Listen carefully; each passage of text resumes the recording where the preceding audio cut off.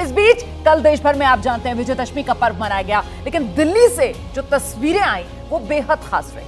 दिल्ली के अलग अलग रामलीला मैदानों से राम राज्य की अलग अलग कल्पना सुनाई पड़ी है।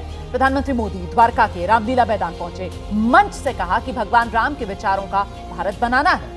आत्मनिर्भर भारत से लेकर विश्व शांति पर पीएम मोदी ने लोगों से बात की, कहा विकसित भारत ऐसा हो जहां सबको अपने सपने पूरे करने का समान अधिकार हो। विजयदशमी का पर्व सिर्फ रावण पर राम की विजय का पर्व नहीं, बल्कि राष्ट्र की हर बुराई पर राष्ट्रभक्ति की विजय का पर्व बनाना चाहिए।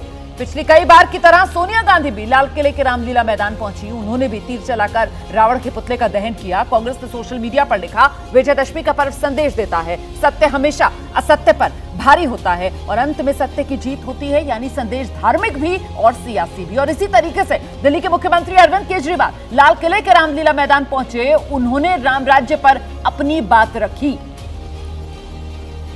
तो यानी ये त्योहार भले ही धर्म का संदेश देता हो, लेकिन राजनीति इससे अछूती नहीं। सोनिया गांधी ने तो कोई संबोधन नहीं किया, लेकिन प्रधानमंत्री मोदी और अरविंद केजरीवाल ने मंच से जो बात कही वो सीधे सीधे 24 की तरफ इशारा करने वाली थी। पीएम मोदी ने कहा, हमें राम के विचारों का भारत बनाना है। अरविंद केजरीवाल बोले वो राम राज्य के रास्ते पर बढ़ रहे हैं। पीएम मोदी ने अपने संबोधन में राष्ट्रभक्ति पर जोर दिया। अरविंद केजरीवाल ने भी भगवान राम को अपना आदर्श बताया। दोनों नेताओं के संबोधन में कुछ बातें ऐसी रही जो 24 के चुनाव के लिए एक बड़ा मुद्दा है, जैसे जाति को लेकर छिड़ी जंग। पीएम मोदी ने कह दिया जातिवाद और क्षेत्रवाद का दहन होना जरूरी है। अरविंद केजरीवाल ने मुफ्त बिजली, बेहतर शिक्षा, गरीबों के बेहतर इलाज पर जोर दिया।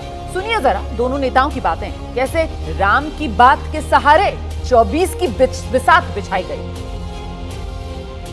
रावण का दहन बस एक पुतले का दहन न हो, ये दहन हो हर उस विकृति का जिसके कारण समाज का आपसी सौहार्द बिगड़ता है। ये दहन हो उन शक्तियों का जो जातिवाद और क्षेत्रवाद के नाम पर मां भारती को बांटने का प्रयास करती है। ये दहन हो उन विचार का जिसमें भारत का विकास नहीं, स्वार्थ की सिद्धि निहित है। भगवान राम हमारे आदर्श हैं, हमें उनकी जीवन से बहुत कुछ सीखना है। दिल्ली के अंदर कोई भूखा नहीं सोना चाहिए, हमारी कोशिश है। दिल्ली के अंदर चाहे गरीब हो चाहे अमीर हो, सबको अच्छी से अच्छी शिक्षा मिलनी चाहिए।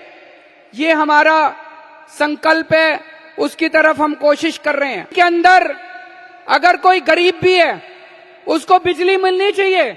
अगर पैसे नहीं है तो मुफ्त बिजली मिल रही है उन लोगों को, सबको मुफ्त बिजली मिल रही है। ऐसी हमारी कोशिश है। और अब ऐसे में सवाल ये बड़ा हो जाता है सियासत के लिहाज से। सवाल लेकर आइए जल्दी से फ्लोर पर, जिस पर हम आगे चर्चा करेंगे। अपने अपने राम 24 में किसका बनेगा काम।